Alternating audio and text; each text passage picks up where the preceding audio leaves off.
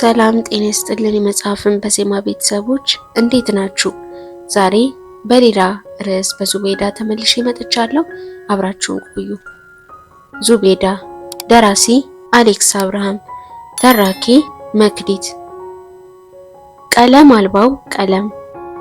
አዲስ የተከራየሁትን ቤቴን ቀለም ለማስቀባት አፈላልጌ ያመጣሁት ቀለም ቀቢ በጣም አካማች ከመሆኑ የተነሳ የአዲሱን ቤት ግድግዳ ሲመለከት አማተበ። ቀጠል አድርጎም ወዳጄ ቤትን የተከራየው ወይስ መዋለ ሕፃናት አለና በራሱ ቀልድ ፈገግ አለ። ፈገግታው አሽሙር ይመስላል። ለነገሩ ትንሽ አጋነነው እንጂ የቤቱ ግድግዳ ላይ የሚታየው ነገር በእርግጥም ቤቱን የልጅ ቤት አስመስሎታል። ከኔ በፊት ይኖር የነበረው ሰውዬ አንድ ልጅ ነበረው። ይሄው አንድ ልጅ ነው ቤቱን በቀለማ ቀለም ያዥጎረጎረው። የግድግዳውን ላይ ሙጭርጭሮሽና የቀለም ድር ብዛት ለተመለከተ ይሄ የልጅ ነው ወይስ የሸረሪት ያስብላል። በተለይ በግራ በኩል ያለው ግድግዳ ላይ የነበረው ጽሑፍና ስዕል ብዛት ይገርማል። አክሱም ሐውልትን እንደ ደጋን አጉብጦ ስሎታል። በጥቁር ቀለም ይሁን በከሰል የሳለው እንጃለት ብቻ የጎበጠ ጥቁር አክሱም ይታያል። አንዲት ጥንቸልም በፊት እግሯ ብቻ እየሮጠች ተስላለች። የኋላ እግሯ ላይ ግን ተኝታበታለች። ጥንቸሏ ተዘጋጅ የተባለ የአጭር ርቀት ሯጭ አይነት አቋቋም ነበር የቆመችው። አለፍ ብሎ ኤቢሲዲ በስሞል እና በካፒታል ሌተር ከዳር እስከ ዳር በባለቀለም እርሳስ ተጽፏል። የተጻፈበት ቀለም አረንጓዴ ስለነበርና እያንዳንዱ ፊደል ላይ የሚታየውን የቀለም መደፍደፍ ሲመለከቱት ልጁ በተጨቀጨቀ ቅጠል የጻፈው ነበር የሚመስለው። ከዛ ቀጥሎ ደግሞ በቀይ የማርከር ቀለም ከ1 እስከ 37 ቁጥር ተገጥቅጧል።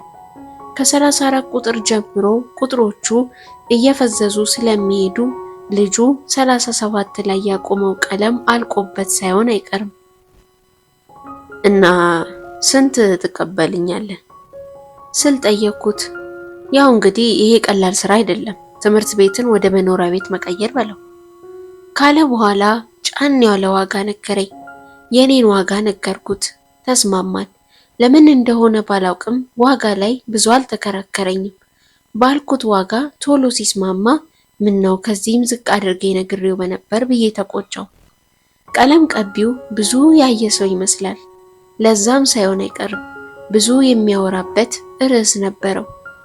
ደግሞ ስራውንና ወሬውን እኩል ነበር የጀመረው።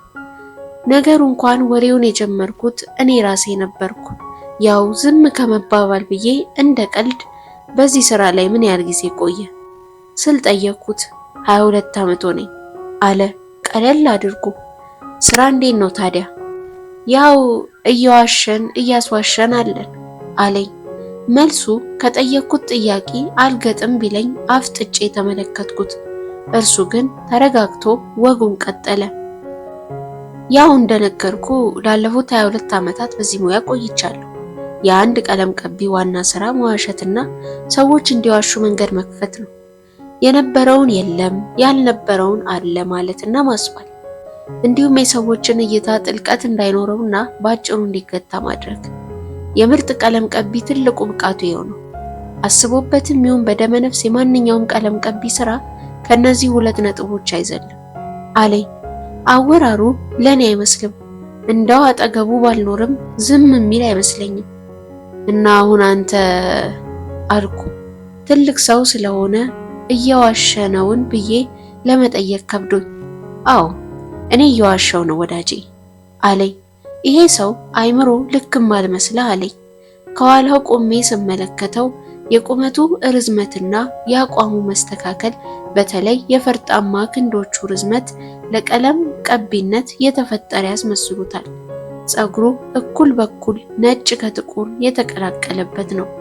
ነጭ አንድ ቦታ ላይ፣ ራቅ ብሎ ደግሞ ጥቁር አንድ ቦታ፣ ነጭና ጥቁር ቡራቡሬ ፀጉሩ ካቆራረጡ ክብነት ጋር ተዳምሮ ከአሜሪካ ላም ቆዳ የተሰራ ኮፍያ የደፋ አስመስሎታል። ብዙ ቀለም ቀቢዎች በዚህ ሐሳብ አይስማሙ። የኛ ስራ ማስዋብና ማሳመር ነው ይላሉ። አለና ቀለሙን በውሃ በረዘው። ከዛም ብሩሹን አጥቅሶ የቀለሙ ቆርቆሮ ጠርዝ ላይ የቀለሙን ለሃጭ ጠረገና ብሩሹ ላይ የሚዝለገለገውን ቢጫ ቀለም ካረጋጋው በኋላ ግድግዳው ላይ ሞከረው። ችምችም ያሉ ቢጫ መስመሮች በብሩሹ ፀጉሮች ልክ የብሩሹን ዳና ተከትለው ግድግዳው ላይ ተሰመሩ። ብሩሹን ባለፈበት መስመር ሲመልሰው መስመሮቹ ጠፉና ጥቅጥቅ ያለ ቢጫ ቀለም ተከሰተ። ከዚህ ባሰ ምን ውሸት አለ? ለምሳሌ አንድ ግድግዳ ቀይ ነው ስንል ግድግዳው ቀይ ስለሆነ አይደለም። ቀለም ቀቢው በቀይ ቀለም የግድግዳውን ተፈጥሯዊ መልክ ስለሸፈነብን እንጂ። ግድግዳው ግን አይን ላይ ካልሆነ በስተቀር ስፋት አይጨምር፣ ወርድ አይቀጥል።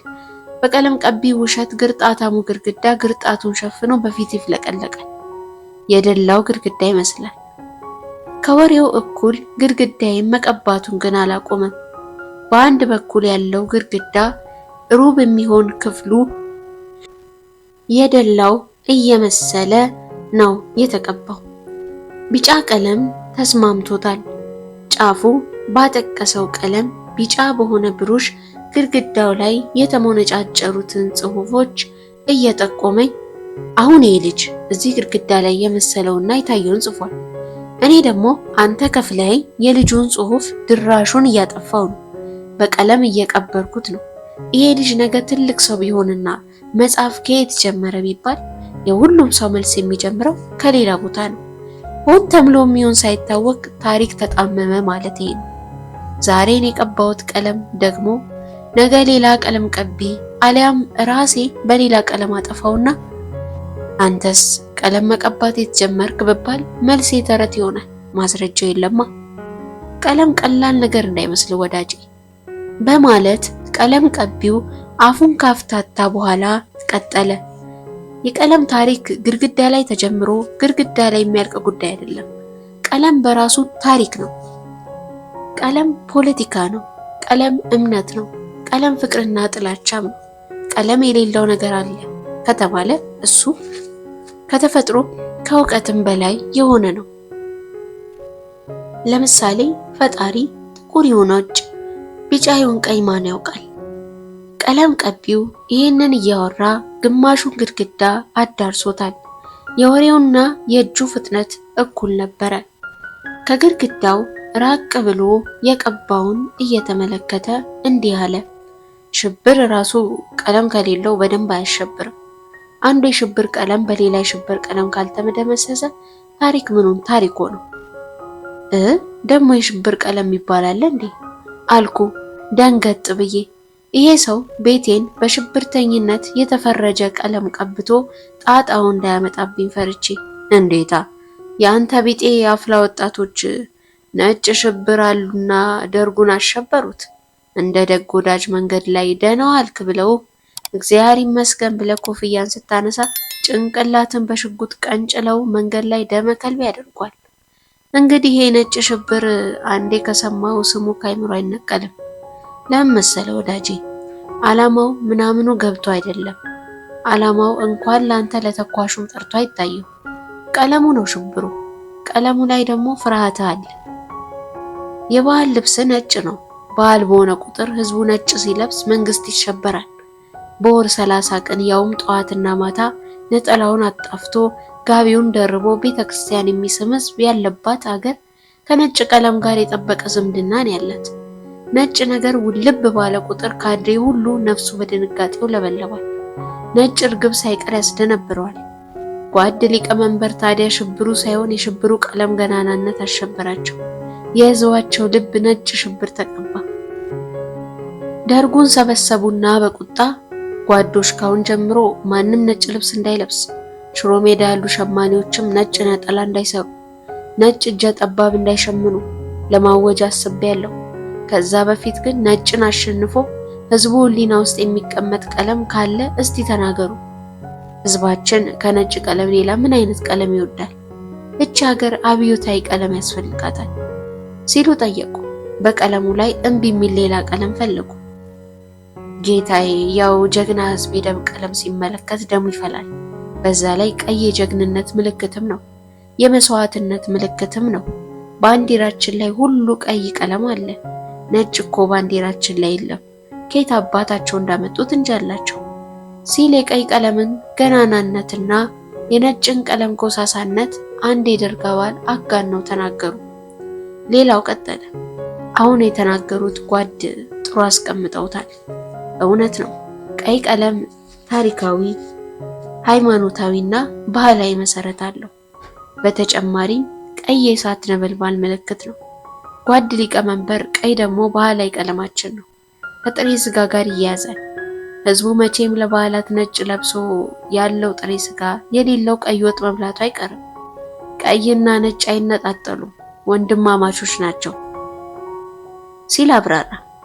ጓድ መንግስቱ ታዲያ አሰብ አደረጉና መልካም ጓዶች፣ አብዮት አደባባይ ህዝቡን በነቂስ አስወጥታችሁ ሰብስቡልኝ አሉ።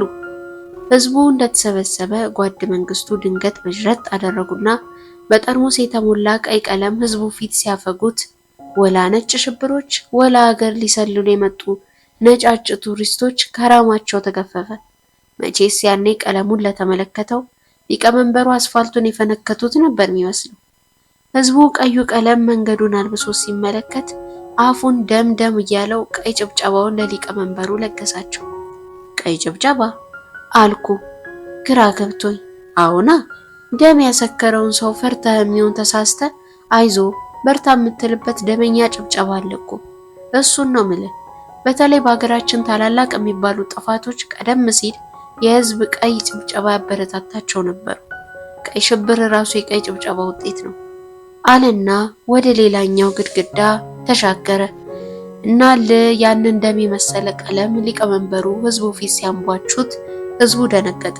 ምን ህዝቡ ብቻ፣ ይኸው ቴሌቪዥኑም ምኑም እስከ ዛሬ ድንጋጤው አለቀ ብሎ የሊቀመንበሩን ቀይ ቀለም የተሞላ ጠርሙስና አሰባበሩን እንደ ድንቅ ትርኢት በየቀኑ ያሳየዋል።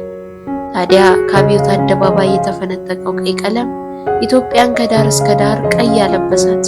ቀለም ያመጣው መዘዝ ሰይፍ አማዘዘ።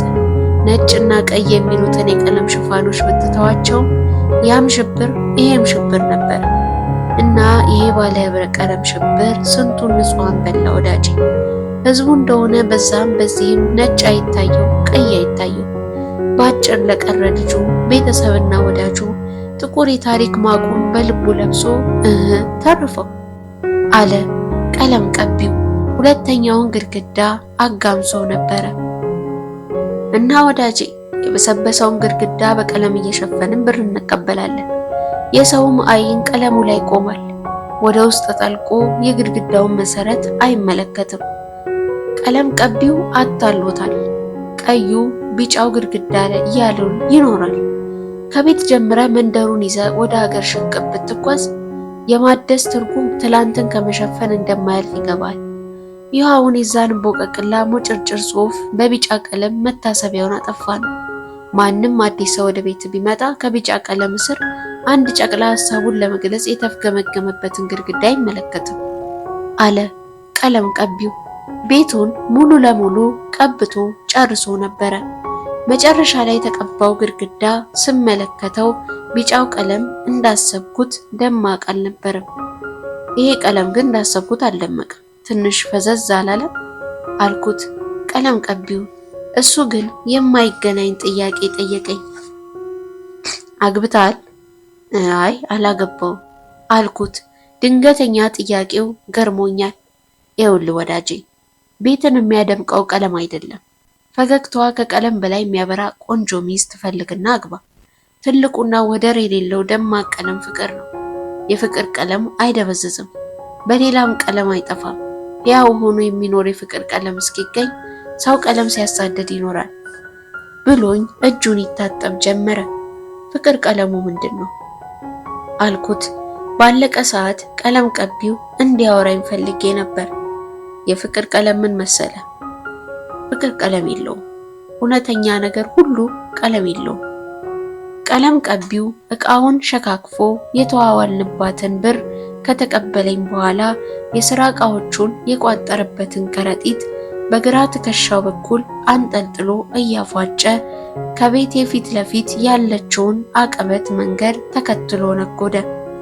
ቱታው ላይ የተፈነጣጠቀበት የቀለም አይነት ተደበላልቆ ተዘርቷል። የኔንም ቤት ሲቀባ የተፈናጠቀበት ቢጫ ቀለም ቱታው ላይ አለ። ፀጉሩም ቡራቡሪ ነው፣ ነጭና ጥቁር።